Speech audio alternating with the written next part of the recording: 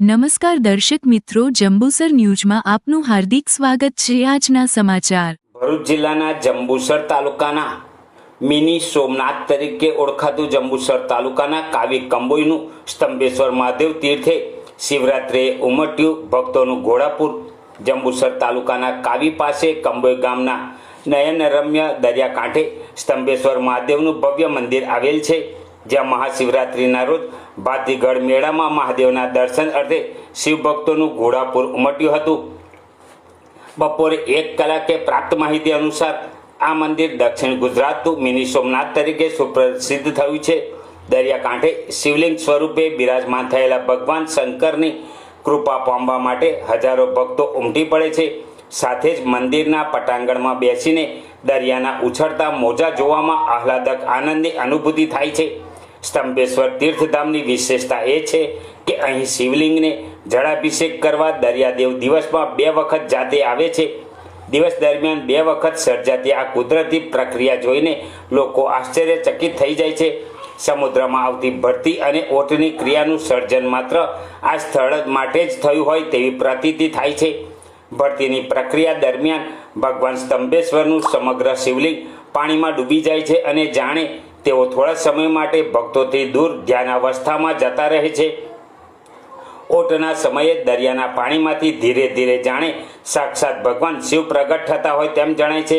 અહીં મહાશિવરાત્રિના મેળામાં ગુજરાત તેમજ વિવિધ રાજ્યોના અને ગુજરાતના અલગ અલગ શહેરોમાંથી દર્શનાર્થીઓ મોટી સંખ્યામાં પધાર્યા હતા।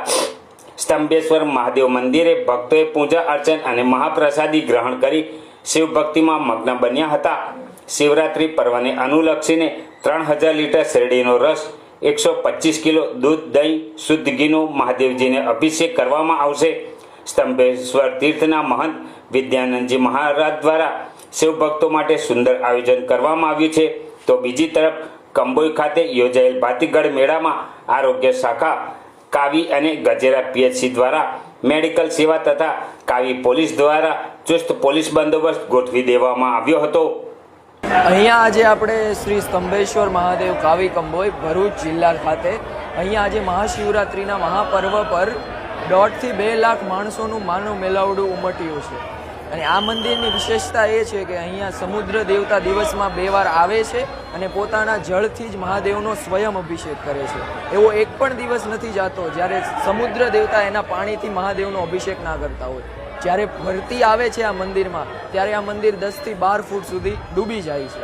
અને અહીંયા જેટલા આજે ભક્તો આવ્યા છે મહાશિવરાત્રિના દિવસે, એ બધા જ ભક્તોએ જે પણ એની દિલની મનોકામના દાદા પાસે માંગી છે એ બધી જ દાદા પૂરી કરે છે।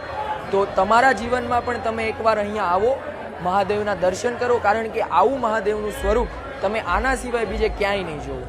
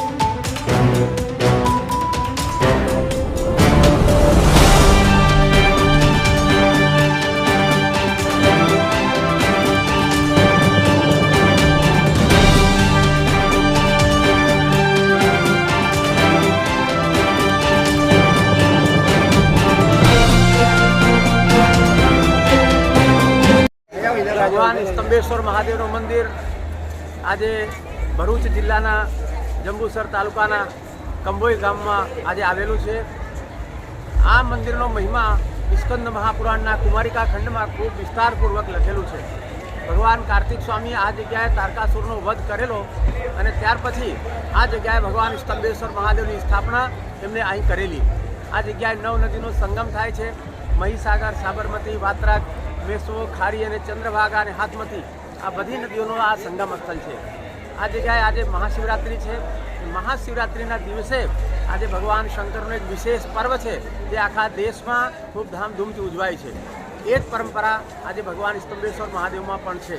આજે અહીં લાખોની સંખ્યામાં ભાવિક ભક્તો આજે પરમાત્માના દર્શન કરવા માટે અહીં આવી રહ્યા છે અને એ આવનારા જે ભક્તો છે એમની જે સેવા છે આજે ભંડારો લગભગ 50,000 લોકોએ આજે અહીંયા પ્રસાદી લીધી હશે. ત્યાર પછી લાખો કરોડો બિલીપત્રોથી આજે સ્તંભેશ્વર મહાદેવની આજે ખૂબ પૂજા અર્ચન અહીં કરેલું છે.